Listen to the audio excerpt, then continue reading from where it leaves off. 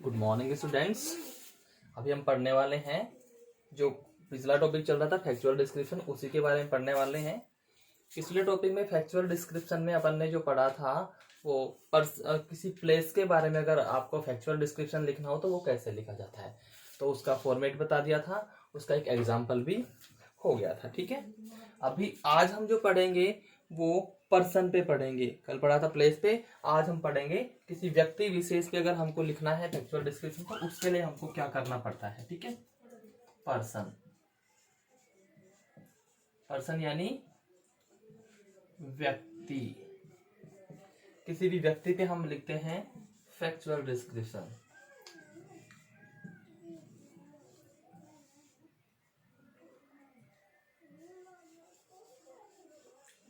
तो उसमें हमको किन किन चीजों का ध्यान रखना पड़ता है वो चीजें।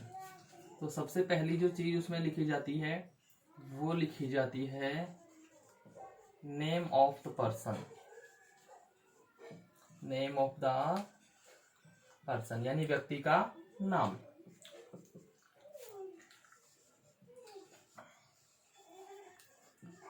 Relation with the writer, relation with the writer if any. अगर राइटर के साथ कोई संबंध है उसका तो वो संबंध भी आपको लिखना होता है। क्लियर है। और उसके बाद में जिसके बारे में हम लिख रहे हैं उसका प्रोफेशन क्या है, अब उसका व्यवसाय, उसका काम धंधा जो भी है वो क्या है वो आप लिखेंगे। उसके बाद उसका सोशल स्टेटस कैसा है, सोशल स्टेटस उसका कैसा है आप वो लिखेंगे। सोशल स्टेटस यानी कि उसका सामाजिक स्तर क्या है वो आपको लिखना है। क्लियर है। उसके बाद में जैसे उसके फिजिकल फीचर्स, उसकी dresses, mental qualities, moral qualities, physical features यानी कि वो बंदा जो है वो कमजोर है कि हेल्दी है। ठीक है, वो सारी चीजें इसमें आ जाती हैं। इसके बाद में आते हैं उसकी अपैरल्स। अपैरल से मतलब हो जाती है उसकी ड्रेसेस वगैरह जो होती हैं उसको हम अपैरल्स में लेते हैं। उसके बाद में उसकी मेंटल क्वालिटीज, उसकी मानसिक गुणवत्ताएं, मेंटल क्वालिटीज। और मेंटल क्वालिटीज के बाद में आती है उसकी moral qualities. Moral qualities, moral qualities से मतलब होता है मेरा कि आप मतलब अपने आप को नैतिक रूप से कैसा, उसका नैतिकता वाला काम कैसा है। ठीक है, उसके बाद उसके एक्शंस और उसके कंडक्ट्स क्या हैं। एक्शंस और conducts, opinions of the others about him और हर।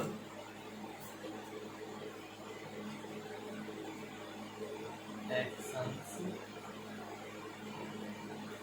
एंड कंडक्ट्स, ये उसके जो कार्य हैं वो क्या है, क्या क्या कार्य करता है। ठीक है, इसके अलावा opinions of the others, of the others जो अन्य लोग हैं उनके opinions, opinions of, opinion of others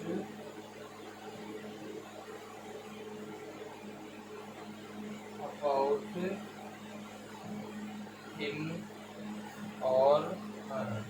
अब ये तो जरूरी नहीं है ना कि भाई जो पर्सन है वो पुरुष ही हो, महिला भी हो सकती है।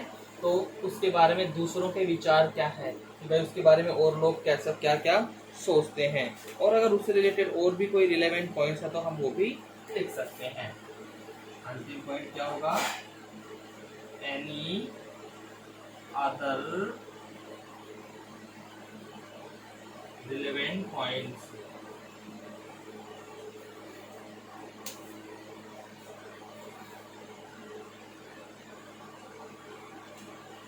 any other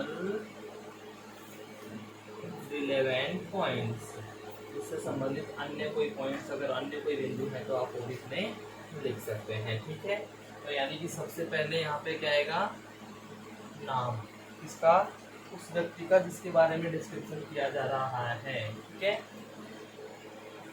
व्यक्ति का नाम। ठीक है, उसके बाद में लेखक यानी लिखने वाले से संबंध, यदि कोई है, से संबंध यदि कोई है, यदि कोई संबंध है तो वो संबंध लिखना है।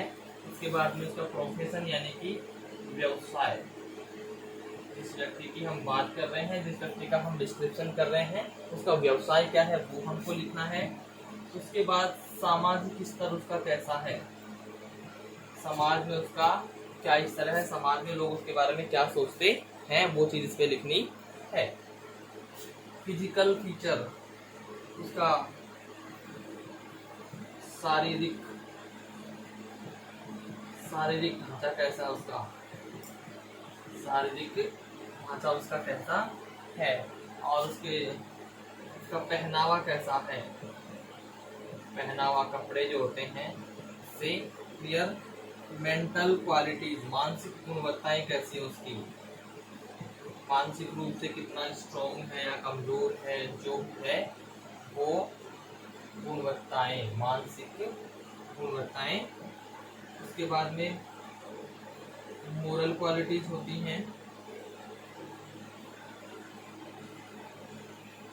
यानी कि नैतिक गुणवत्ताएं क्या है उसमें, नैतिक गुणवत्ताएं। उसके बाद में उसके जो कार्य हैं वो लिखेंगे। उसके बारे में दूसरों के विचार, उसके बारे में दूसरों के विचार, ये हो जाएगा। और अंत में अन्य संबंधित बिंदु अगर कुछ हैं तो आप वो लिख देंगे, अन्य संबंधित बिंदु। क्लियर है? यानी सबसे पहले आप क्या करते हैं, किसी व्यक्ति का जब आप चित्रण कर रहे हैं, उसका डिस्क्रिप्शन कर रहे हैं, वर्णन कर रहे हैं, तो सबसे पहले उस व्यक्ति का नाम होता है। ठीक है, उसके बाद में अगर राइटर के साथ उसका कोई संबंध है तो आपको वो लिखना है, संबंध है तो ठीक, नहीं है तो छोड़िए, संबंध है तो आपको वो लिखना है। उसका व्यवसाय कैसा है वो लिखना है, समाज में उसकी क्या स्थिति, उसका स्तर क्या है वो भी आपको इसमें स्पेसिफाई करना है।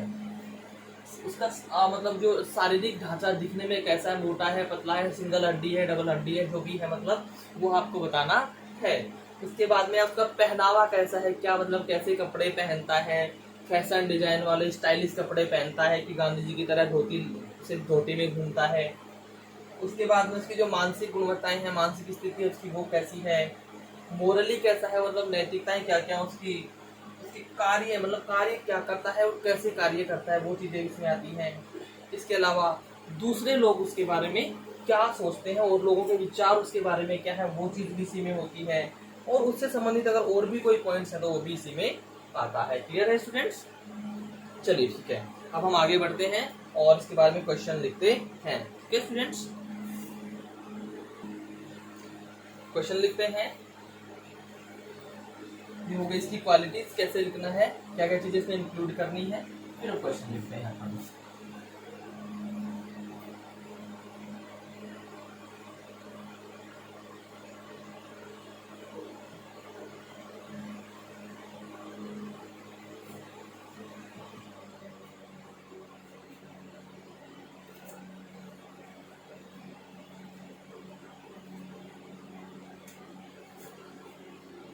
Question. Write a factual description. Write a factual description in about 100 words on the best teacher, on the best teacher the best teacher. अब आपको यहाँ पे बेस्ट टीचर पे एक आर्टिकल लिखना, सॉरी फैक्चुअल डिस्क्रिप्शन लिखना है। वो भी कैसे? Including some important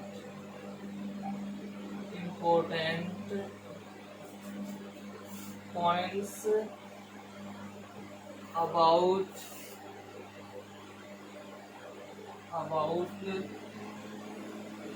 his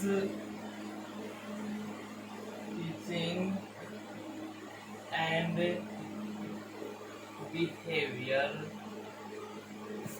with students कि भैया इसमें आपको क्या करना है, फैक्चुअल डिस्क्रिप्शन लिखना है लगभग 100 शब्दों में। किस पे लिखना है? बेस्ट टीचर पे लिखना है। किस पे लिखना है? तो बेस्ट टीचर। अब यहाँ ये माय बेस्ट टीचर नहीं, सिर्फ बेस्ट टीचर की बात हो रही कि बेस्ट टीचर क्या होता है बस, ठीक है। तो इसमें आपको कुछ महत्वपूर्ण बिंदुओं को शामिल करना है, जैसे कि उनका पढ़ाने का तरीका, वो पढ़ाते कैसे हैं, बच्चों के साथ उनका व्यवहार कैसा है, ये चीजें आपको उसमें इंक्लूड करनी है। क्लियर है? यानी आपको उनका पढ़ाने का तरीका, वे ऑफ टीचिंग, कैसा पढ़ाते हैं, अच्छा पढ़ाते हैं कि गंदा पढ़ाते हैं, जो सारी चीजें। वैसे गंदा पढ़ाएगा तो उसको बेस्ट टीचर कोई कहेगा भी नहीं। उसके बाद उनका व्यवहार कैसा है बच्चों के साथ, कि भाई बच्चों के साथ नम्रता से पेश आते हैं कि रूडली बिहेव करते हैं, जो भी चीजें हो सारी आपको इसमें लिखनी है। क्लियर है स्टूडेंट्स? चलिए ठीक है, अब हम लिखते हैं।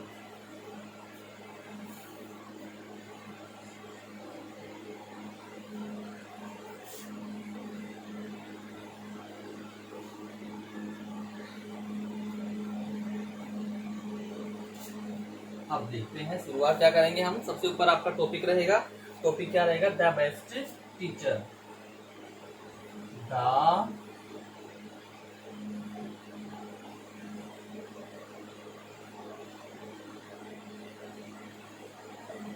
Best teacher. The best teacher, ये हो गया अपना टॉपिक। क्लियर है भाई स्टूडेंट्स? चलिए स्टार्ट करते हैं। अब यहाँ हल्का सा अपन गैप छोड़ देते हैं। The best teacher is always best in teaching, working. एक बेस्ट टीचर है वो हमेशा पढ़ाने में, कार्य करने में, सहायता करने में, हेल्पिंग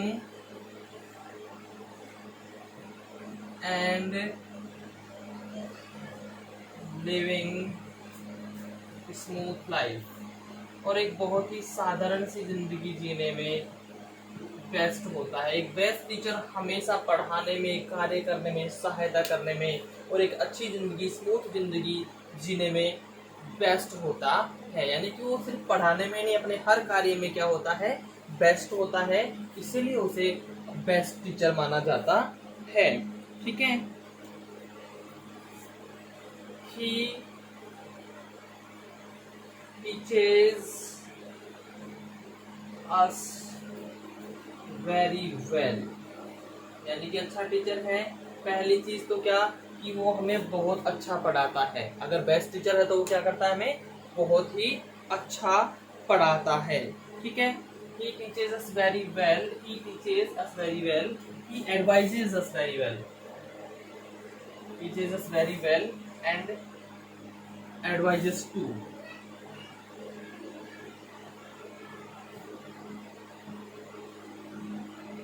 और अच्छी अच्छी एडवाइजेस भी देता है, अच्छी अच्छी सलाह भी वो हमको देता है। ये वर्ब होता है, वर्ब नहीं बल्कि ये एडवाइजेस वेल टू। क्लियर है। साथ ही साथ वो बहुत मेहनत करता है, विद्यार्थियों को प्रेम करता है और सभी विद्यार्थी उसका रेस्पेक्ट भी करते हैं। ठीक है। He works hard. He works hard, बहुत मेहनती होता है। He loves all the students, he loves all the students. वो क्या करेगा कि सभी स्टूडेंट्स को बहुत ज्यादा प्रेम करेगा। क्या करेगा? बहुत प्रेम करेगा।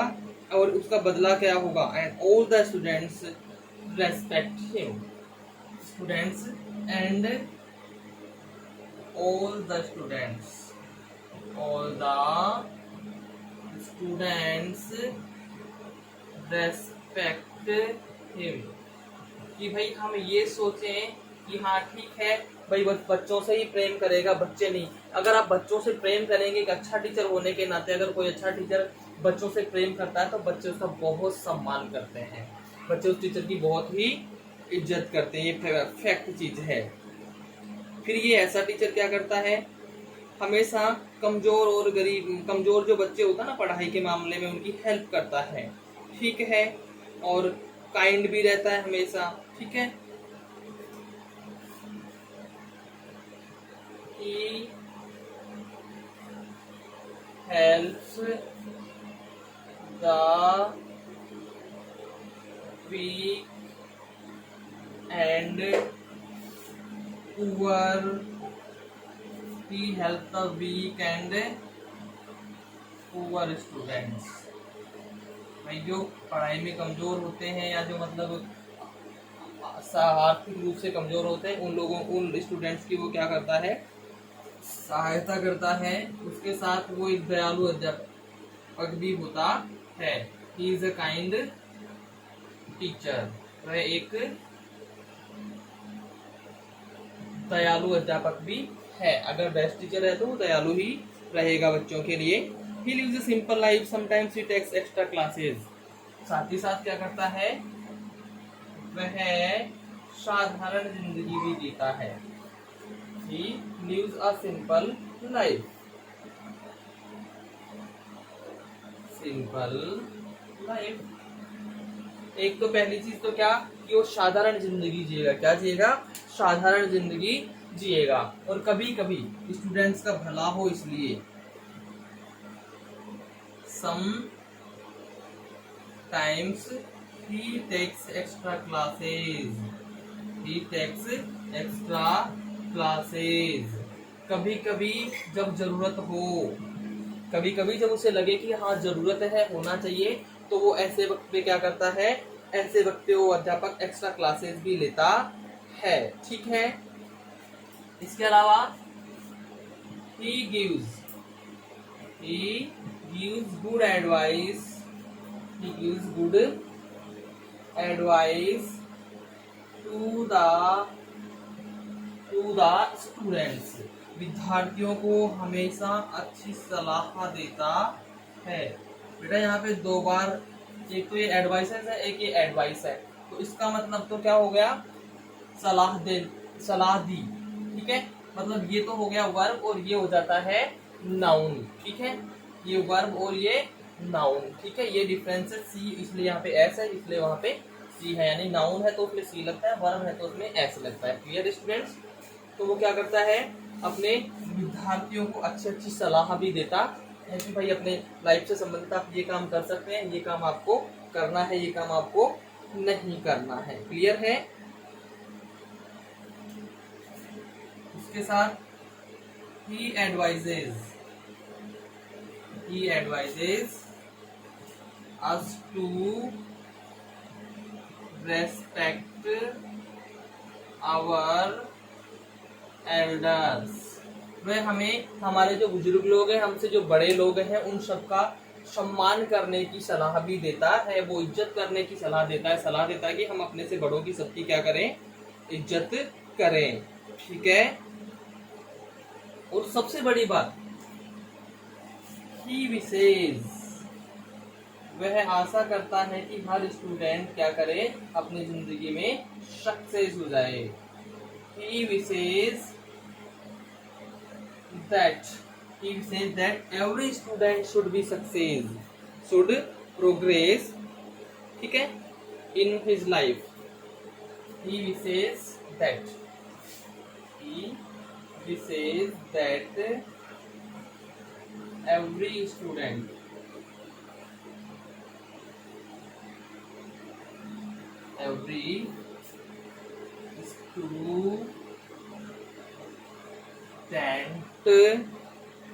should progress in his life.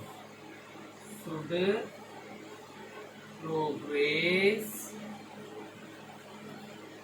in his life. उसकी सबसे बड़ी इच्छा यही होती है एक शिक्षक की कि उसके जो भी स्टूडेंट्स हैं वो अपनी जिंदगी में क्या करें, प्रोग्रेस करें। क्यों? क्योंकि यही एकमात्र ऐसा प्राणी होता है टीचर कि दूसरे की प्रोग्रेस से खुश होता है। बाकी सब होते ऐसे हैं कि दूसरा अगर कोई प्रोग्रेस कर रहा है तो उससे लोगों को क्या होती है, चिढ़ होती है। उसके साथ साथ ही he asks us to play games in the evening। अब कई अध्यापक क्या करते हैं कि भाई बिल्कुल खेलना नहीं है, सिर्फ सारे दिन आपको पढ़ना ही पढ़ना है। बेस्ट टीचर जो है वो कभी भी ऐसा नहीं करता। वो आपको हमेशा कहता कि हाँ आपको पढ़ना भी है और पढ़ाई के साथ साथ आपको खेल कूद भी जरूरी है, तो आप शाम को कुछ अपने लिए खेलने का टाइम भी निकाल सकते हैं। उससे क्या होता है कि आपका शारीरिक जो स्थिति है वो ठीक रहती है। ठीक है, इसके साथ ही साथ वो एक और चीज सिखाता है कि हमें हमारी मातृभूमि यानी कि इंडिया की सेवा करनी चाहिए।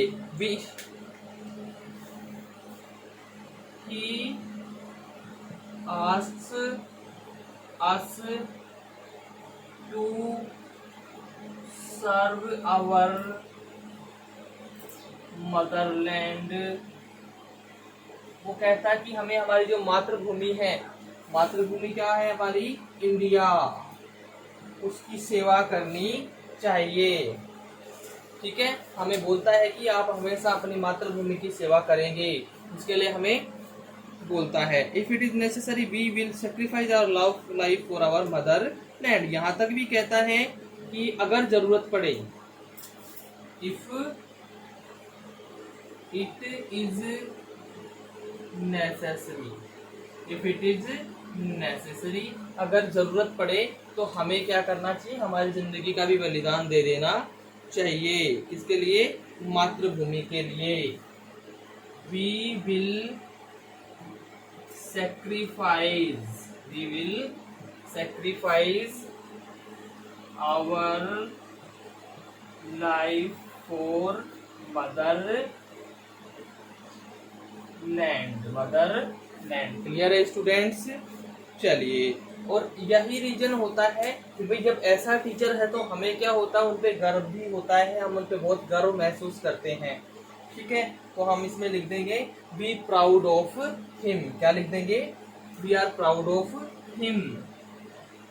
We are proud of him, यानी हमें उन पे क्या है भाई, गर्व भी है। हमें हमारे अध्यापक के बहुत गर्व है। अब देख लेते हैं एक बार। क्वेश्चन था कि आपको बेस्ट टीचर पे फैक्चुअल डिस्क्रिप्शन लिखना है। क्लियर है, यानी कि पर्सन पे आप लिख रहे हैं तो आपने लिख दिया द बेस्ट टीचर, इसका टाइटल हो गया। उसके बाद the best teacher is always best. बात किसकी हो रही है, बेस्ट टीचर की। तो यहाँ पे एक प्रकार से ये टीचर के लिए नाम है बेस्ट टीचर, अच्छा अध्यापक। तो best teacher is always best. एक बेस्ट टीचर हमेशा बेस्ट होता है किस किस में, पढ़ाने में, अपने कार्य में, सहायता करने में और अच्छी जिंदगी जीने में। He teaches us very well and advises well too। कि हमें बहुत अच्छा पढ़ाता है। अच्छा अध्यापक हमेशा हमें अच्छा पढ़ाता है। अच्छा पढ़ाने के साथ साथ वो हमें अच्छी सलाह भी देता है। क्या करता है, वो हमें अच्छी सलाह भी देता है। He works hard। एक अच्छा अध्यापक हमेशा बच्चों के लिए कठिन मेहनत करेगा, बच्चों को हमेशा अच्छे से अच्छा पढ़ाने की कोशिश करता है। He loves all the students and all the students respect him। वह सभी विद्यार्थियों से समान रूप से प्रेम करता है, सभी स्टूडेंट से लव करता है, प्यार करता है। और यही कारण होता है कि सभी स्टूडेंट्स उसका सम्मान करते हैं। रेस्पेक्ट यानी सम्मान, इज्जत, आदर। तो सभी स्टूडेंट उसका क्या करते हैं, सम्मान करते हैं, उसका आदर करते हैं। He helps the weak and poor students. ऐसे अध्यापक जो बेस्ट होते हैं वो कमजोर विद्यार्थियों की हमेशा सहायता करते हैं। ये नहीं कि हमेशा उन्हें डांटता पीटता रहे, उनकी मतलब हेल्प करने की कोशिश करते हैं, उनकी कमजोरी को समझने की कोशिश करते हैं। He is a kind teacher. क्यों? जब किसी कमजोर बच्चे को समझाएगा तो उसके लिए वो दयालु होकर समझाएगा, उसके प्रति अच्छा बन के समझाएगा, तो हो सकता है उसमें परिवर्तन आ जाए। तो वो हमेशा दयालु इंसान भी होता है। He lives a simple life. एक बेस्ट टीचर हमेशा साधारण जिंदगी जिएगा। यानी हम देखते हैं ना, ये जो तड़क भड़क वाली जिंदगी वो नहीं जिएगा, साधारण तरीके की जिंदगी वो जिएगा। Sometimes he takes extra classes. कभी कभी अगर जरूरी हो तो वो क्या करता है, अतिरिक्त कक्षाएं भी लेता है बच्चों की, जैसे कोर्स पूरा नहीं हो उसके लिए, या फिर जैसे लगता है कि बच्चों में अभी थोड़ी कमी है तो दोबारा रिवाइज करवा दिया जाए, उसके लिए वो कोशिश करता है कि उनकी एक्स्ट्रा क्लासेस भी ले ली जाए। He gives good advice to the student. विद्यार्थियों को अच्छी अच्छी सलाह देता है, अच्छी सलाह देता है। He advises us to respect our elders. अच्छा अध्यापक हमेशा ये कहेगा कि आप अपने से बड़ों की क्या करें, इज्जत करें, उनका सम्मान करें। He wishes that every student should progress in his life। यहाँ तक कि उसकी इच्छा ये होती है, सबसे बड़ी इच्छा अध्यापक की सबसे बड़ी खुशी यही होती है कि उसके विद्यार्थी जो हैं, हर विद्यार्थी उसका अपनी जिंदगी में क्या करे, प्रोग्रेस करे, प्रगति करे, अपनी लाइफ में सक्सेस उसे मिले। ठीक है। He asked us to play games in the evening। और वो इतना ही नहीं बल्कि ये भी कहता है कि शाम के समय हमें क्या करना चाहिए, हमें गेम्स वगैरह खेलना चाहिए। That is good for health, वह स्वास्थ्य के लिए अच्छा होता है। He asked us to serve our motherland India। और एक अच्छा अध्यापक हमेशा ये भी कहेगा आपसे, कहता है वो कि भाई आपको अपनी मातृभूमि की सेवा करनी है। और उसके लिए अगर वो ये भी कहेगा कि अगर जरूरत पड़े तो हमें अपनी मातृभूमि के लिए अपनी जिंदगी का भी त्याग कर देना चाहिए। सेक्रीफाइस यानी क्या होता है भैया, त्याग या बलिदान करना। और इसी वजह से अगर ऐसे सभी गुण हैं उस अध्यापक में, तो हम उनको क्या कर सकते हैं कि वो बेस्ट टीचर हैं। और अगर बेस्ट टीचर हैं तो बेस्ट टीचर पे हर किसी को क्या होता है, गर्व होता है, नाज होता है। तो बी प्राउड ऑफ हिम। ठीक है स्टूडेंट्स, तो ये हो गया अपना एक पर्सन पे फैक्चुअल डिस्क्रिप्शन। कौन से पर्सन पे, एक टीचर पे, वो टीचर भी कैसा, जो बेस्ट टीचर है। ठीक है स्टूडेंट्स। ठीक है स्टूडेंट्स, इसके बाद हम अगला क्वेश्चन लेते हैं, एक और क्वेश्चन ले लेते हैं इसका।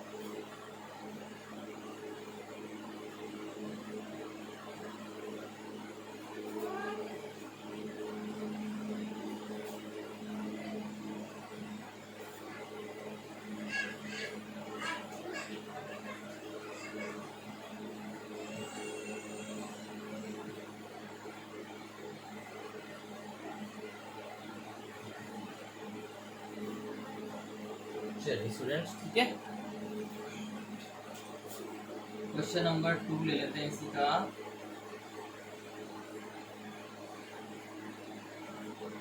Right a factual description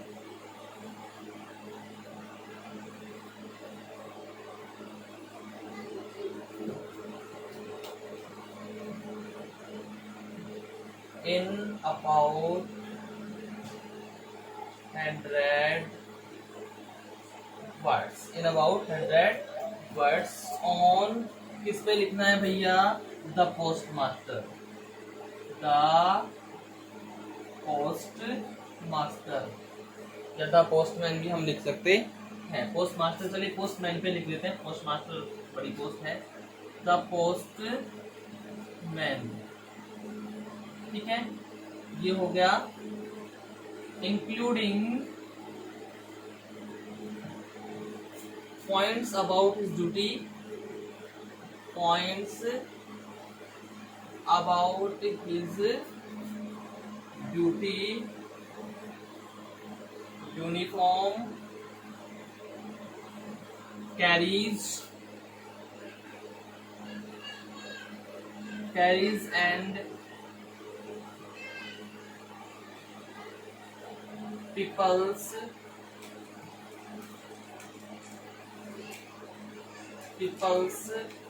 opinion about him,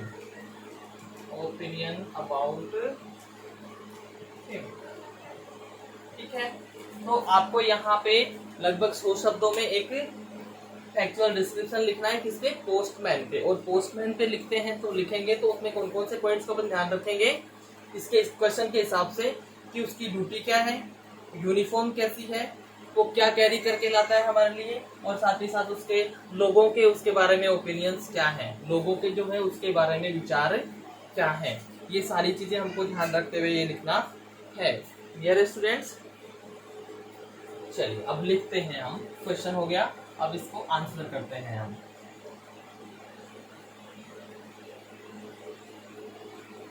the postman, topic क्या है, द पोस्टमैन, डाकिया। पोस्टमैन क्या होता है, डाकिया होता है ना, तो डाकिया के बारे में लिखना अपन को, ठीक है। लाइन छोड़ देते हैं। The postman is a very useful servant of the public। Public का सबसे ज्यादा महत्वपूर्ण अगर कोई नौकर होता है तो वो होता है कौन, the postman is very useful servant, public का ही है, लेकिन चलो इसको हम हटाते हैं, अच्छा नहीं लगता।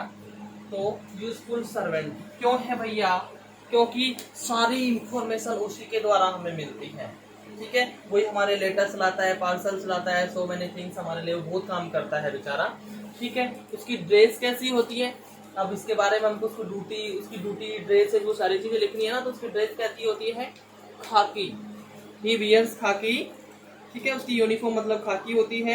हमारे लिए क्या लाता है, लेटर्स एंड पार्सल्स लाता है, ठीक है।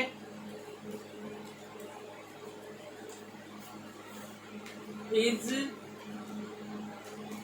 यूनिफॉर्म कैसी होती है इसकी यूनिफॉर्म, हिज यूनिफॉर्म इज खाकी, खाकी, ठीक है। उसकी यूनिफॉर्म खाकी होती है। ही brings letters and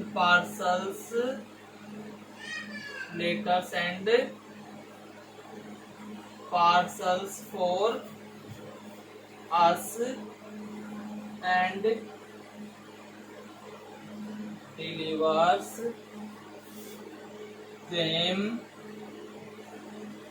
to us, ठीक है। वो क्या करता है, he brings letters and parcels, वह लेटर्स और पार्सल्स लेके आता है, ठीक है।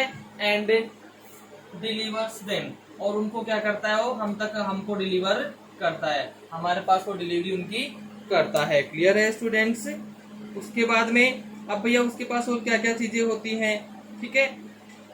उसके पास एक लेदर का बैग होता है, ठीक है, उसमें वो लेटर्स रखता है, पार्सल्स रखता है, पैकेट्स रखता है, ठीक है। He carries a leather bag with him, वह अपने साथ में क्या रखता है भाई, एक लेदर का बैग रखता है, ठीक है। This leather bag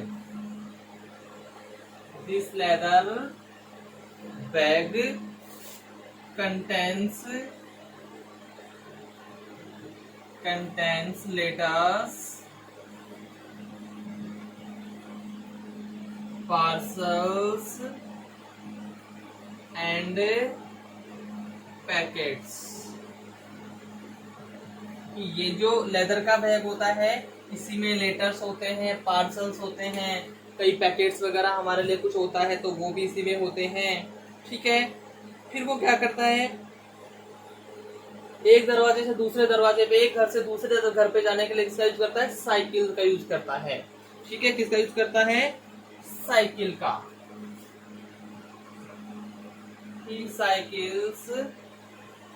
He cycles from door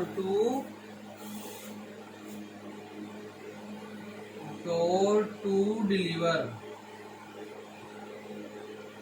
भैया लेटेस्ट वगैरह को डिलीवर करने के लिए वो घर घर तक जाता है, हर एक घर तक, हर एक दरवाजे तक जाता है। इसलिए कि जो मेल्स और लेटर्स होते हैं उनको डिलीवर करने के लिए वो जाता है। क्लियर है? अब चाहे बरसात हो, चाहे तूफान हो, कुछ भी हो, उसे अपने काम के लिए जाना ही पड़ता है, उसको अपने काम के लिए जाना ही पड़ता है। He has to go out, उसे बाहर जाना ही पड़ता है। ये हैज टू हैव टू का है ना, तो ये किस लिए यूज होता है? हम किसी का मतलब वर्तमान समय की बाध्यता को बताते हैं तो हैज टू हैव टू का प्रयोग होता है। क्लियर है? To go out on his work,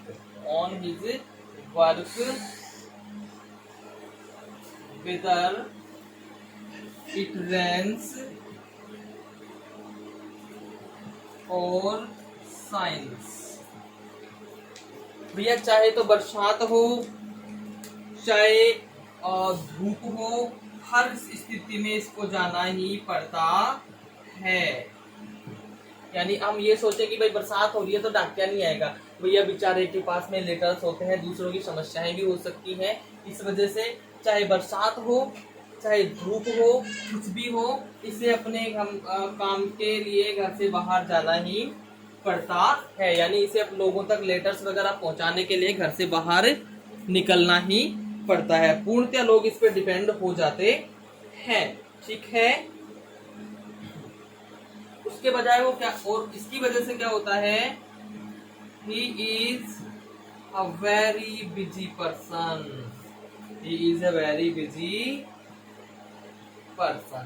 अब चलिए, बहुत बिजी पर्सन होता है, लेकिन इसके लिए उसे बहुत ही कम सैलरी मिलती है। ठीक है? बहुत ही कम उसको सैलरी मिलती है।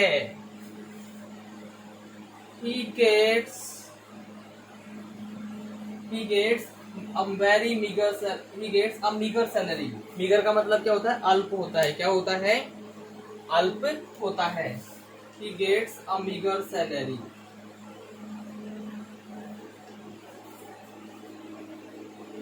meager salary which makes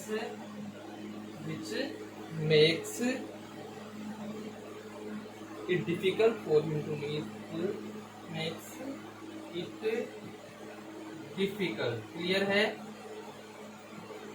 it makes it which makes it difficult for him to meet उसकी जो जिंदगी की जरूरत है उसको भी वो पूरा कर नहीं पाता है। To meet his family expenses, यानी अपने परिवार के जो खर्चे हैं उनको भी वो पूरी तरह से पूरा नहीं कर पाता है। इतनी कम उसे सैलरी मिलती है। फिर भी वो हमेशा क्या रहता है भाई? खुश रहता है। फिर भी वो बंदा हमेशा खुश रहने की कोशिश करता है। He expects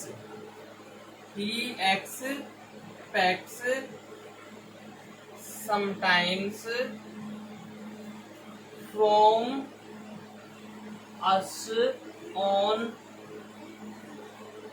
festivals like Diwali. भाई दिवाली, होली जैसे हमारे त्योहार होते हैं ना, उन पे वो हमसे भी कुछ आशा करता है। लाइक दिवाली एंड होली, ये हमारे मुख्य त्योहार होते हैं ना, तो मुख्य त्योहार है, इस पे वो हमसे कुछ ना कुछ एक्सपेक्ट करता है। हमेशा उसे कुछ उम्मीद हमसे रहती है। ठीक है? हाँ, ऐसा नहीं कि हर एक ऐसा ही होता है, कुछ ऐसे भी होते हैं जो ड्यूटी के लिए कर्तव्य परायण नहीं होते हैं। सभी ऐसे नहीं होते, लेकिन कुछ ड्यूटी के लिए प्रति अच्छे भी नहीं होते हैं। देयर आर सम पोस्टमैन, कुछ पोस्टमैन ऐसे होते हैं, ठीक है, हु आर नॉट ड्यूटीफुल,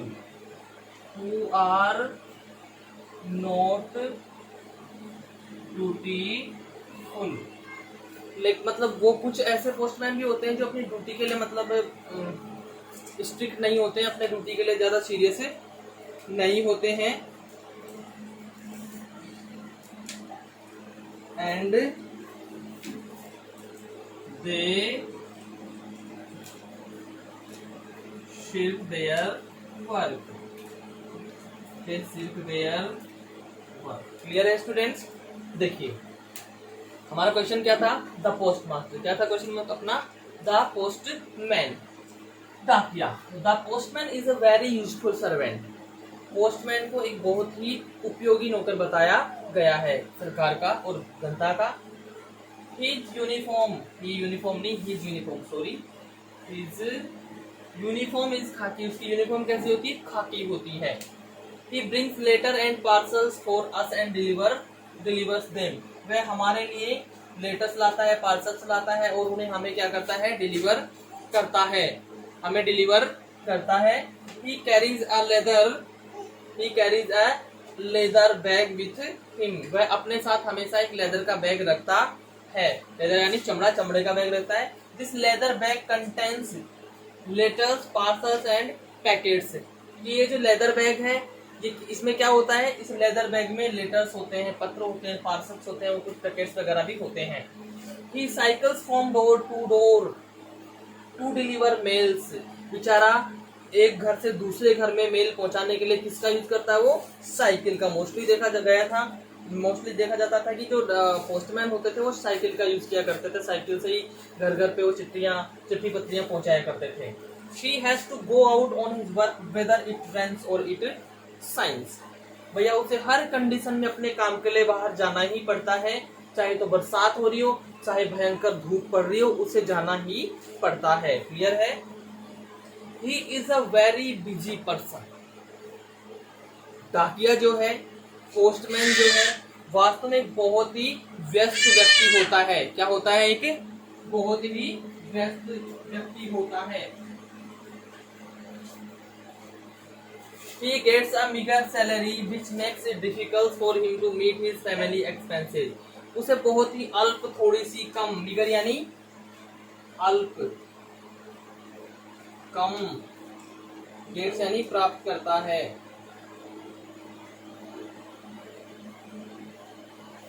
करता है, सैलरी यानी तनख्वाह, which makes it difficult for him to meet his family expenses यानी खर्चे, कि इतनी कम उसे सैलरी मिलती है कि अपने परिवार के खर्चे भी पूरे नहीं कर पाता है। क्लियर है। He expects sometimes from us on festivals like Diwali and Holi, विशेषकर हमारे त्योहारों पे वो हमसे कुछ उम्मीद करता है। एक्सपेक्ट यानी उम्मीद करना, आशा करना।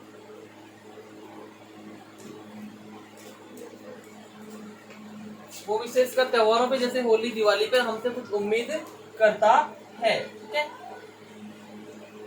There are some postmen who are not dutiful, हाँ ऐसा नहीं कि सभी पोस्टमैन ऐसे हैं, लेकिन कुछ पोस्टमैन ऐसे भी हैं जो अपनी ड्यूटी के लिए बिल्कुल भी सजग नहीं है, जो कर्तव्यपरायण नहीं है और वो हमेशा अपने काम से जी चुराते हैं। लेकिन मोस्टली ऐसे होते हैं जो अपने काम के प्रति बहुत ही ज्यादा डेडिकेट होते हैं और हमेशा काम को अच्छे ढंग से करने की कोशिश करते हैं। ठीक है स्टूडेंट्स, तो आज जो अपन ने फैक्चुअल डिस्क्रिप्शन पढ़ा वो पढ़ा अबाउट पर्सन के बारे में। ठीक है, आशा करता हूँ आपको अच्छे से समझ में आया होगा। अगर इसमें कोई प्रॉब्लम होती है तो आप कमेंट बॉक्स में अपनी समस्या डाल सकते हैं, आपको समाधान मिलेगा।